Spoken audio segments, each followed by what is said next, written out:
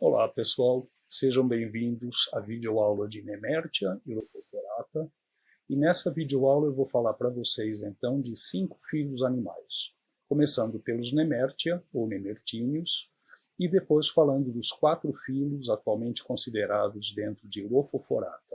Então são 4 filhos cuja posição na filogenia de Metazoa ainda é bastante incerta. Os zoólogos têm muitas dúvidas com relação a isso. E eu lembro para vocês que quaisquer dúvidas que apareçam podem ser tiradas pelos monitores ou por mim através do grupo de Invertebrados 2020 no Facebook ou então do meu e-mail que é nogueira@ib.usp.br. Então vamos começar falando dos nemertíneos, que são animais de aspecto vermiforme. Eles lembram bastante anelídeos e também lembram plateumins, principalmente as formas maiores, porque eles tendem a ser mais achatados. Só que, ao contrário dos plateumins, esses animais têm celoma. E, ao contrário dos anelídeos, eles não são segmentados. Então, eles têm o status de um filo deles próprios. Então, esse filo Nemertia, nessa filogenia de Metazoa, que é a filogenia mais atual, eu falei para vocês, que saiu no início de março, os nemertíneos são considerados aqui grupo muito próximo de moluscos e anelídeos. Na verdade, algumas filogenias consideram que molusca e anélida são grupos irmãos e Nemertia seria um clado que sai antes deles. Mas nessa filogenia que foi publicada recentemente, eles são colocados aqui numa politomia, moluscos, anelídeos e nemertíneos. Bem, como é que são esses animais então? Vamos começar a falar deles.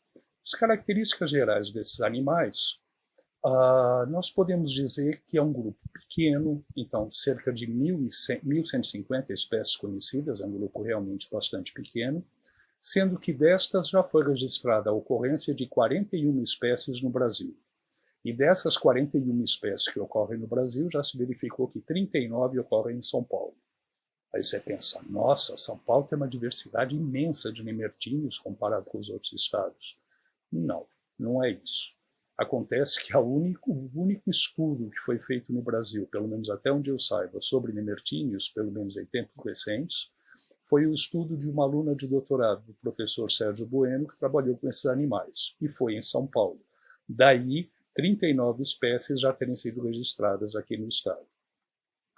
Então, como eu já falei, são animais vermiformes, principalmente marinhos, e eu lembro a definição de verme, né, de animal vermiforme, seria um corpo de largura aproximadamente uniforme e muito mais compridos do que largos. Então, há 3 gêneros de água doce e 15 espécies de ambientes terrestres úmidos. Fora isso, é tudo marinho. A maioria é bentônica e eles vão viver sob pedras associados a algas, esponjas e substratos semelhantes. Alguns formam tubos de muco e vivem lá dentro, e existem algumas raras espécies que são comensais ou parasitas, mas a grande maioria é de vida livre. Então esses animais já foram confundidos com plateumintos, mas eles são celomados, maiores e mais espessos. E, na verdade, quando eu falo maiores, eles são muito maiores. Para vocês terem uma ideia, o recorde de comprimento entre todos os animais conhecidos pertence ao nemertíneo, por mais irônico que seja. Mas numa baita tempestade foi jogado junto com uma série de algas e pedaços mesmo do fundo, rochas e tal, foi levado até uma praia na Escócia um animal que estava incompleto, ou seja, não tinha a parte posterior, e ele media 54 metros de comprimento. Então vocês já têm uma ideia do tamanho que esses animais podem alcançar. E eles também são semelhantes a anelídeos, só que primeiramente você não vê nenhum tipo de segmentação. E em segundo lugar, você vê que a superfície do pavimento ela é bastante diferente, ela é muito mucosa, o que não acontece em anelídeos. Você vê que anelídeos a cutícula é até refringente, então ela é meio iridescente, enquanto aqui em nemertíneos não há cutícula, e o que há ao redor do corpo é um muco que é secretado, a gente vai ver depois, tanto pelas células epidérmicas quanto por órgãos frontais, e esse muco é utilizado pelo animal para deslizar sobre ele numa trilha de cílios. Então, ele vai rastejar com esses cílios por cima da trilha de muco. Quanto maior o animal, mais achatado ele é, porque isso diminui as distâncias para difusão, a gente já viu isso. Frequentemente eles têm uma coloração muito vistosa, e essa é uma coloração que a gente chama de aposemática.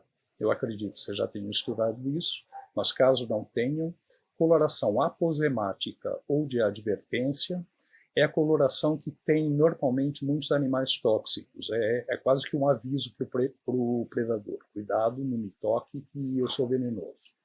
Então é o caso deles. O muco que o epitélio secreta é bastante tóxico.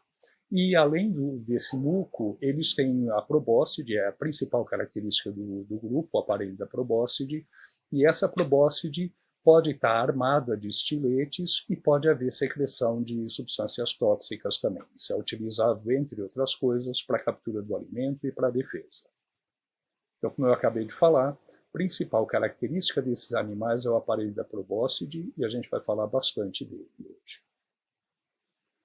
Bem, a parede do corpo vai apresentar um epitélio pseudoestratificado. Eu acredito que vocês saibam o que é isso. Então, é uma única camada de células, mas elas têm tamanhos diferentes. Então, você olhando um corte ao microscópio, parece que tem muitas camadas de células, mas não. Todas se originam na base, numa mesma altura, e elas apenas têm tamanhos diferentes. Esse epitélio pseudoestratificado é glandular, densamente ciliado, e os animais vão utilizar esses cílios para locomoção, e apresentam microvilosidades. Não há cutícula, como eu já tinha dito, e o que vai haver é um rastro de núcleo sobre o qual o animal desliza. Vai haver umas estruturas que no passado foram confundidas com rabditos. Se vocês lembrarem da aula de plateumintes, rabditos são estruturas que ocorrem em alguns turbelários, então são plateumintes de vida livre, e elas basicamente são inclusões de muco que o animal libera pelo epitélio para poder se locomover em cima dessa trilha de muco. Aqui é exatamente a mesma coisa, mas acredita-se que não seja homólogo, então por isso que está entre aspas, que seja apenas uma estrutura convergente. Além disso, abaixo desse epitélio pseudoestratificado vai haver uma derme de tecido conjuntivo, coisa que não ocorre em anelídeos nem em plateumintes. E depois vai haver uma musculatura bastante espessa, com aquelas camadas típicas de invertebrados, de que eu já falei para vocês. Por fora, musculatura circular, então ela é externa. Por dentro, ou mais interna, se preferirem, musculatura longitudinal. E podem ainda estar presentes uma musculatura oblíqua entre a longitudinal e a circular, e uma musculatura dorso-ventral, isso nas formas que têm o corpo maior e que são mais achatadas. Além disso, preenchendo o interior do corpo, vai haver um parênquima de grau muito variável de desenvolvimento. Ou ele é mais maciço, ou ele é mais frouxo, seria mais um material líquido ou gelatinoso. Mas o interior do corpo vai ser grandemente preenchido, de maneira que o celoma vai se encontrar restrito a canais longitudinais, que vão ser responsáveis pelo sistema circulatório, nós vamos falar disso depois, e além disso vai ter um outro aparelho do celoma que fica apenas ao redor da probóscide. É o chamado aparelho da probóscide, que contém um celoma e uma probóscide reversível dentro dele. Então, se vocês olharem aqui esse esquema, vocês veem um epitélio, que é pseudoestratificado, eu já falei para vocês. Vocês veem por fora cílios diminutos. Esses cílios estão ao redor de todo o corpo do animal e eles vão servir exatamente para a locomoção. Abaixo do epitélio nós temos uma derme de tecido conjuntivo. Logo depois, camada de musculatura circular. Então, o corte não, o desenho, pega aqui o sentido das fibras, que essa musculatura dá a volta no corpo. Depois, uma musculatura longitudinal, também bastante desenvolvida. Reparem que nesse exemplo desenhado não há a musculatura oblíqua entre a circular e a longitudinal. E depois vocês têm um parênquima de origem mesodérmica, daí o nome mesênquima, então parênquima de origem mesodérmica, preenchendo todos esses espaços aqui, numa matriz mais densa ou mais frouxa de material gelatinoso, E o celoma, propriamente dito, é restrito a canais longitudinais. Então aqui vocês veem um desses canais em corte. Além disso, aqui seria o intestino, seria o trato digestório, e acima do intestino, e é importante vocês verem isso, acima e independente do intestino, nós temos o aparelho da probóscide, com um celoma em volta da probóscide. Esse celoma é chamado de rincocelo, e a probóscide, propriamente dita, estaria aqui com a luz interna dela. Com relação, então, às células epidérmicas, eu já disse para vocês que é um epitélio pseudoestratificado.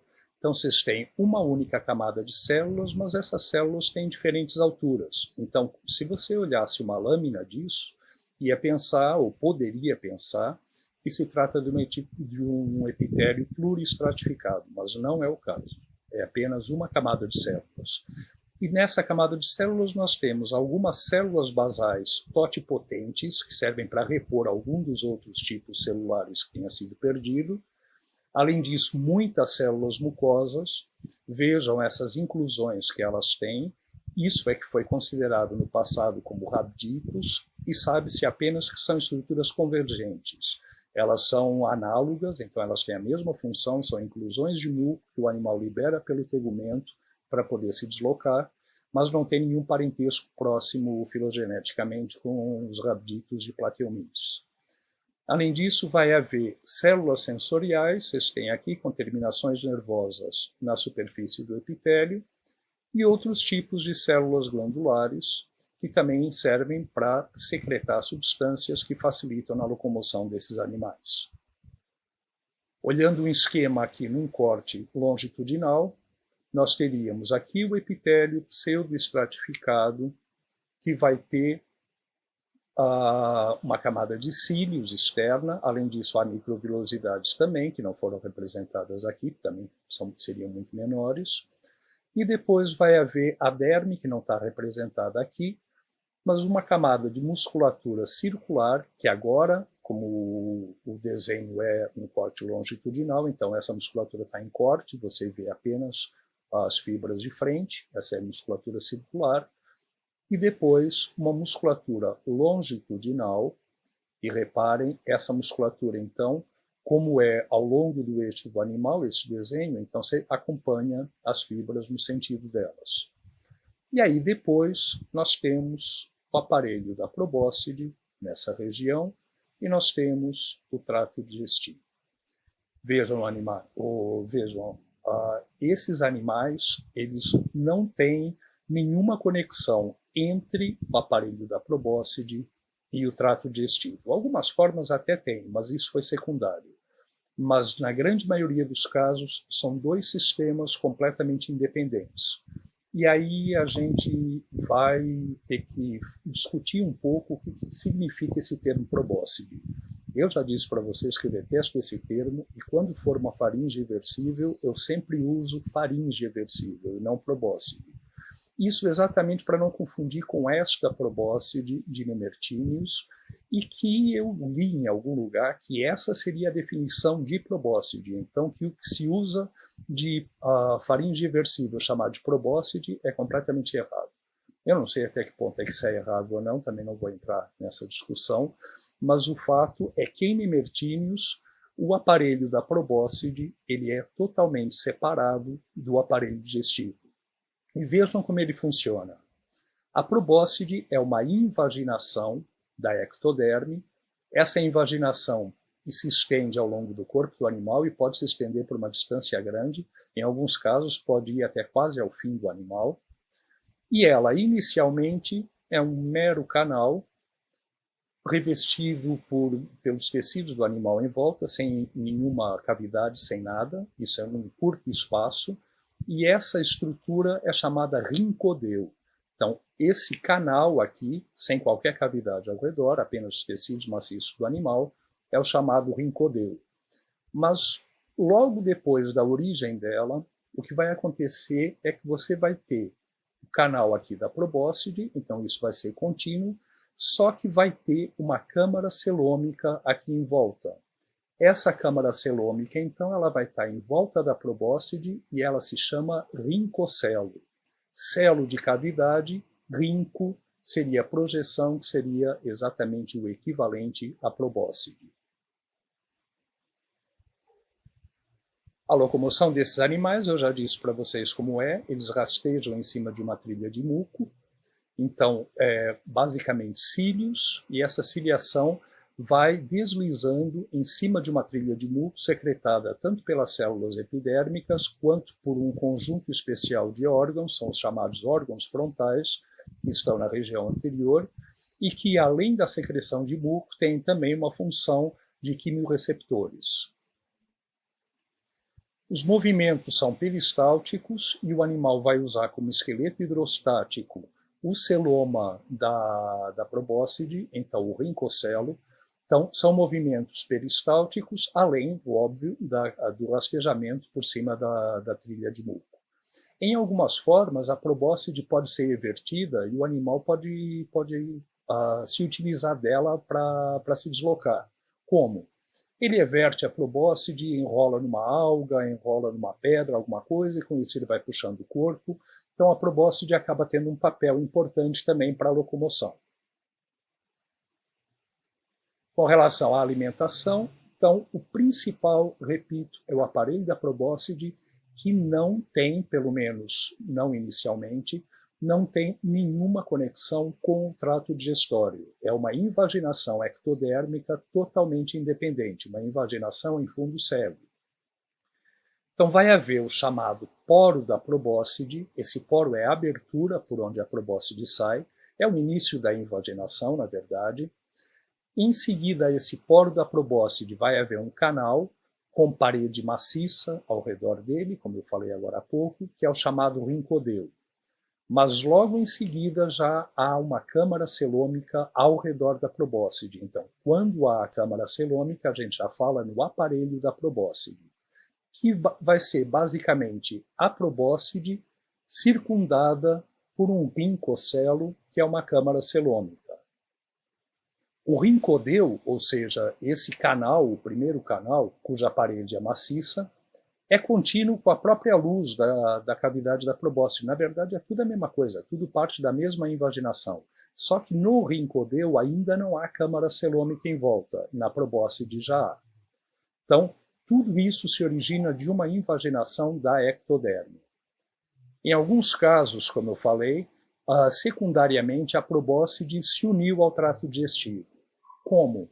Fechou-se o poro da probóscide, então fechou-se essa abertura por onde ela sai, e o rincodeu passa a se abrir diretamente na cavidade bucal.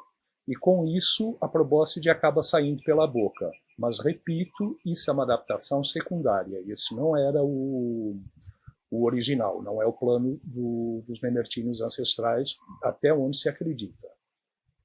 Essa probóscide, então, é utilizada principalmente para a captura do alimento e para a defesa. Aí você fala, como? Se ela não é ligada ao aparelho digestivo? Simples, o animal everte a probóscide, ela é muscularizada, ele enrola essa probóscide numa presa, e aí ele leva essa presa à boca. Então, seria basicamente essa a função dela. Mas ela também pode ser utilizada para defesa. E ela vai apresentar estiletes, esses estiletes frequentemente estão associados a secreções tóxicas, e isso pode ser utilizado tanto para inocular numa presa, quanto para inocular num eventual predador, para o animal tentar fugir e tentar se defender. Mas, além disso, também a probóscide pode ser utilizada para locomoção. Eu falei para vocês, ele everte a probóscide, enrola numa alga, enrola numa pedra e se puxa, então ele acaba tendo um movimento acessório, acaba tendo atividades acessórias da probóscide na locomoção. E pode ser utilizada também a probóscide como um esqueleto hidrostático para a musculatura do corpo. Isso para movimentos peristálticos. Não a probóscide em si, mas o celoma dela, a rincocele. Como ela é muito grande e vai ao redor, vai acompanhando toda a extensão da probóscide, que às vezes é quase da extensão do corpo do animal. Então, essa rincocele ela vai estar ao longo do corpo inteiro e a musculatura circular e longitudinal se contraem sobre ela, então atuam contra ela para gerar esses movimentos peristálticos num mecanismo bastante semelhante ao de anelídeos. Só não tem as cerdas aqui. E há dois tipos de nemertíneos, eles são agrupados de acordo com a presença de estiletes ou não na probóscide. Então nós temos o Zanopla, cuja probóscide não tem estiletes, ela é inerme, e o Xenopla, que tem uma probóscide armada com estiletes. Então, vendo aqui essa probóscide, estudando o mecanismo dela, vejam, aqui você tem no primeiro esquema um animal com a probóscide retraída. Então, há uma invaginação da ectoderme, essa invaginação penetra pela maior parte do comprimento corporal e ela se prende no fundo por uma musculatura, se prende ao fundo desse saco aqui, que na verdade é uma cavidade celômica, que é a rincocele.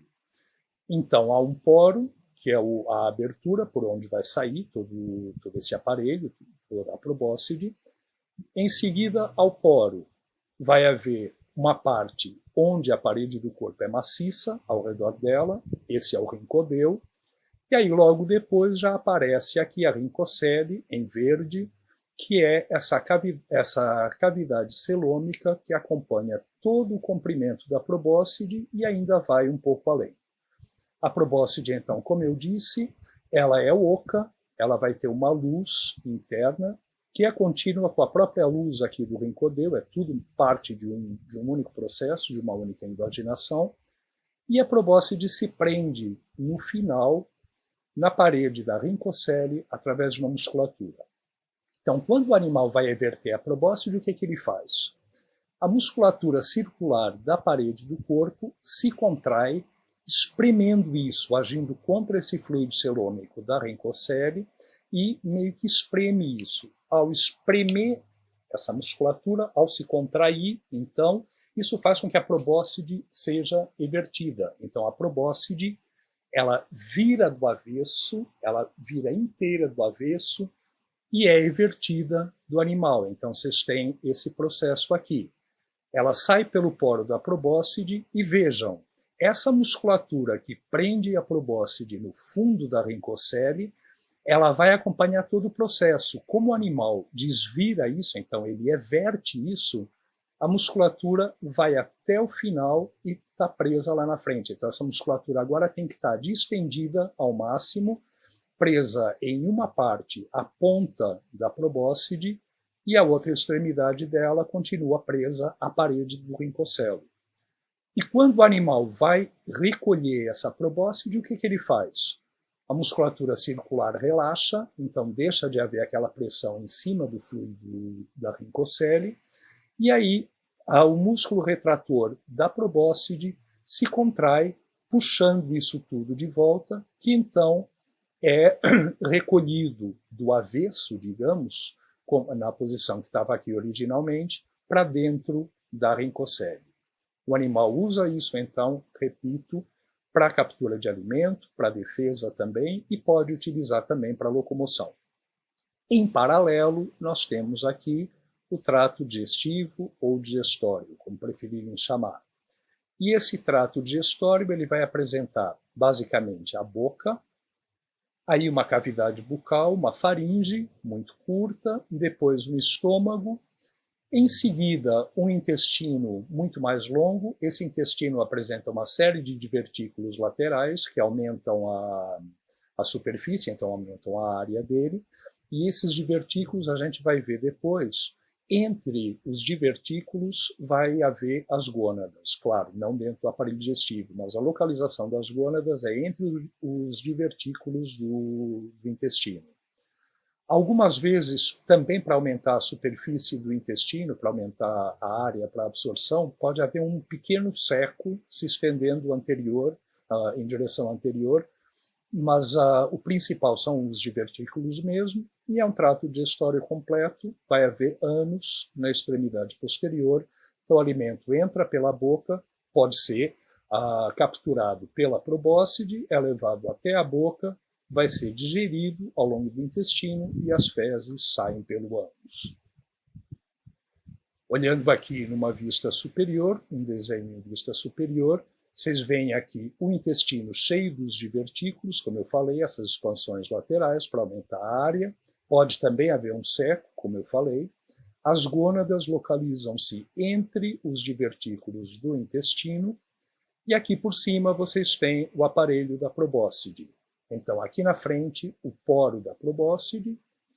Aí vai haver o rincodeu. Depois aqui já temos o aparelho da probóscide mesmo, com a rincocele em volta, que é o celoma, e aqui a luz da probóscide, que vai estar presa no fundo pelo músculo retrator, aquele músculo que é totalmente distendido, como eu falei, quando a probóscide é vertida. Disse para vocês que temos dois grupos, então, de nemertíneos, aqueles com a probóscide armada e os com a probóscide inerme. Aqui está representado um com a probóscide armada. Então, vocês veem aqui o estilete, um estilete funcional associado a um duto, e esse duto é por onde vão sair as secreções, que podem ser tóxicas. Então, o animal everte a probóscide, com essa probóscide ele apunhala, digamos, com o estilete, uma presa e injeta algumas secreções que podem ser tóxicas. Ao fazer esse processo, o estilete é perdido, mas ele sempre tem uma série de estiletes de reposição que são exatamente para substituir o estilete que já foi utilizado. Então, vocês veem aqui uma fotografia mesmo de um nemertíneo. Esse é o estilete funcional, associado aqui ao duto da probóscide, que é por onde saem as secreções, e vocês veem aqui em volta estiletes de reposição. Com relação ao sistema circulatório, ele vai ser celômico, ele não é hemal, é um sistema celômico. E, na verdade, eu disse para vocês já que há dois sistemas celômicos nesses animais. Um é aquele ao redor da probóscide, então que forma a rincocele, e o outro vai formar um sistema de vasos ao longo do corpo. No sistema mais simples desses vasos, eram simplesmente dois vasos em paralelo que se uniam na parte anterior e na parte posterior, então fechando um circuito. Mas ao longo da evolução foram aparecendo tratos adicionais, então foram aparecendo mais canais, tanto no sentido longitudinal quanto no sentido transversal, de maneira a aumentar muito essa grade e aumentar muito, então, a área suprida por esse sistema celômico. O fluido da rincocele, ou seja, da câmara celômica do aparelho da probóscide, ele serve única e exclusivamente para nutrir ou eliminar os resíduos produzidos pelas células do aparelho da probóscide. Então, ele transporta as substâncias para as células da probóscide e remove os resíduos que elas produzem. Além de servir como esqueleto hidrostático, eu já falei, contra ele é que vai agir a musculatura circular da parede do corpo, tanto para everter a probóscide, quanto, em alguns casos, principalmente nas formas que se enterram, para gerar movimentos peristálticos. Esse sistema de vasos periféricos ele vai transportar substâncias ao longo de todo o corpo. Então, é o sistema circulatório desses animais, o sistema circulatório celômico. E como eu disse, no plano original haveria só um par de vasos ao longo do corpo inteiro e unidos na frente e atrás, então formando um circuito fechado. Mas ao longo da evolução isso foi adquirindo uma complexidade maior, foram sendo selecionadas formas com uma complexidade maior, e isso inclui tanto canais adicionais longitudinais quanto transversais, formando uma malha muito mais elaborada. E esses sistemas eles são independentes, a rincocele e o sistema celômico circulatório, mas eles têm uma conexão. Então, onde eles se encontram, onde há contato dos vasos do sistema celômico com a rincocele, vai haver podócitos, então vai haver aquelas células que apresentam fenestrações e vai haver troca de substâncias da rincocele para o fluido celômico e do fluido celômico para o fluido da rincocele. Então, o que isso na prática quer dizer? Quer dizer que o alimento, os nutrientes, né, e o oxigênio que estão no sistema celômico passam para o fluido da rincocele e vão nutrir, então, as células do aparelho da probóscide, e também os resíduos nitrogenados e também o gás carbônico produzido pelas células do aparelho da probóscide vão ser passados para o sistema celômico para depois serem eliminados do corpo. A gente vai ver como. Então vejam aqui vários esquemas de sistema celômico de Nemertíneos. Esse seria o sistema celômico mais simples, meramente 2 canais longitudinais unidos na região anterior e na região posterior, de maneira a fechar um circuito. Mas ao longo da evolução foram então aparecendo canais adicionais, aumentando em muito a complexidade desse sistema, até se chegarem em exemplos como esses representados aqui, onde o grau de complexidade desse sistema celômico é muitíssimo maior. A excreção ela se dá por protonefrídeos, claro, não há sistema hemal, portanto o sistema metanefridial seria inviável aqui. Então a excreção se dá por protonefrídeos, 2 ou mais, do tipo célula-flama, e eles vão estar muito próximos dos canais celômicos e algumas vezes até mergulhados dentro dos canais celômicos, de maneira a poderem realizar eficientemente a ultrafiltração. Então vocês têm aqui um esquema representando isso. Esse seria um protonefrídeo, vocês têm aqui a célula terminal, vocês têm os flagelos, esses flagelos batem, ao baterem geram um fluxo de líquido, e esse fluxo de líquido então vai vir do canal celômico, onde isso está mergulhado, ao atravessar essa parede, que é a própria membrana basal, a lâmina basal, ao atravessar essa parede ele vai ser filtrado e as substâncias então vão ser retidas e encaminhadas para esse duto coletor. Ao longo do duto coletor pode haver reabsorção, aliás, geralmente há reabsorção, principalmente de água e diversos íons. Pode haver também secreção de outros, é mais raro, mas pode ocorrer, até que a urina final seja eliminada pelo nefridiópolo.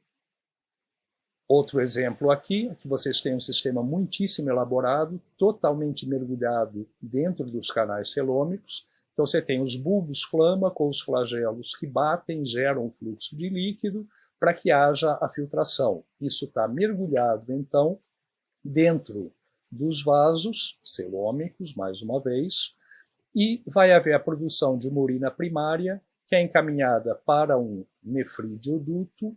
Ao longo desse nefridioduto, ou duto nefridial, se preferirem, ao longo dele vai haver a reabsorção e talvez secreção de novas substâncias, de maneira a produzir uma urina final, que então é eliminada do corpo.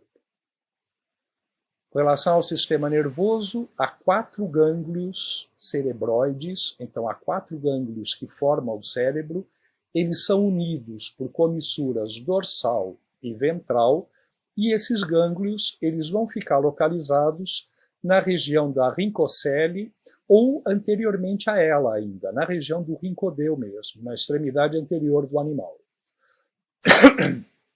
Desse sistema de 4 gânglios vai sair um par de nervos laterais.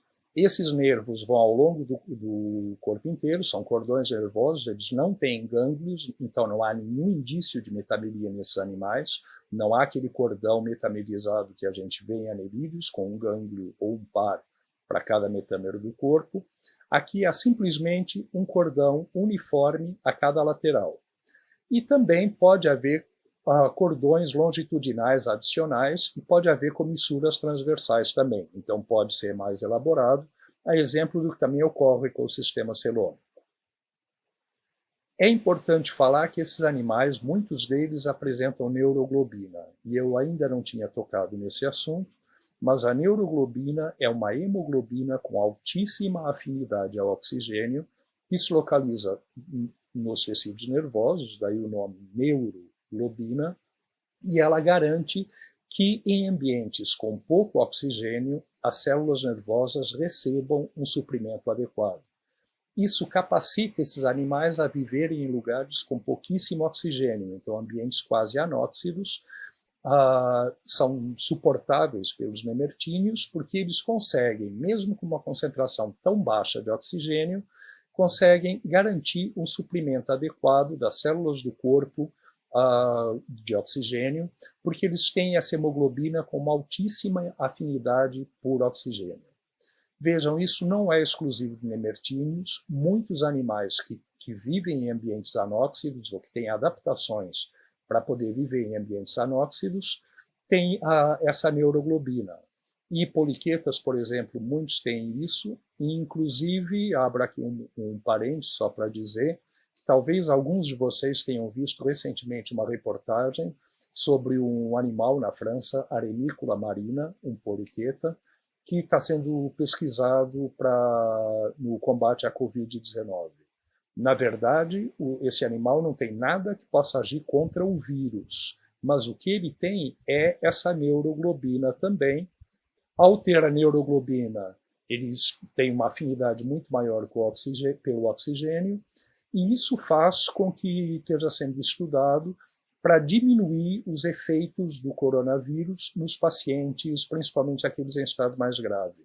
Então, se de alguma maneira desse para utilizar essa neuroglobina, talvez isso reduzisse os problemas respiratórios que os pacientes de Covid-19 têm. Esse estudo ainda está muito no início, mas talvez vocês já tenham visto isso. Eu vou pôr o link no grupo do Facebook para esse outro estudo. Mas, repito, isso é em anelídeos, Arenícula marina, um animal muito comum na Europa, particularmente na França, onde está sendo estudado, e não tem a ver, nesse caso da Covid-19, não tem a ver com os nemertíneos, até porque eles são animais muito mais raros, então dificilmente você conseguiria pegar uma quantidade que pudesse realmente ser utilizada pela indústria farmacêutica. Os órgãos dos sentidos, eles vão ser principalmente poros epidérmicos e sulcos ciliados, sulcos e canais ciliados. Então vocês veem canais, sulcos ciliados, todos esses são quimiorreceptores, então tem a função principalmente de quimiorrecepção. Vocês veem ocelos, esses pontinhos pretos são todos ocelos, isso é muito comum nesses animais, servem apenas para perceber variações na intensidade da luz, então eles não são capazes de efetivamente formar imagens. Além disso, vai ter órgãos cerebrais, órgãos frontais, ambos são aqueles, principalmente os órgãos frontais, são aqueles que secretam muco, que eu falei logo no início da aula, mas eles também estão diretamente relacionados com a quimiorrecepção. Órgãos cerebrais também são quimiorreceptores, e vai haver estatocistos, vocês têm um exemplo aqui, um esquema e uma lâmina com estatocisto, e estatocistos, vocês devem lembrar que são órgãos de equilíbrio. Então, aqui nesse esquema, a gente tem representado a região do órgão frontal, que é aquele órgão que eu falei que é quimiorreceptor e que também produz uma grande quantidade de muco, que é utilizado para o animal rastejar, junto com as secreções das próprias células epidérmicas. A reprodução desses animais ela pode ser assexuada, e essa reprodução assexuada é simplesmente uma fragmentação espontânea do corpo e posterior regeneração, sendo que muitas vezes o animal secreta cistos de muco e faz esse processo dentro dos cistos de muco, para estar mais isolado, para estar mais protegido.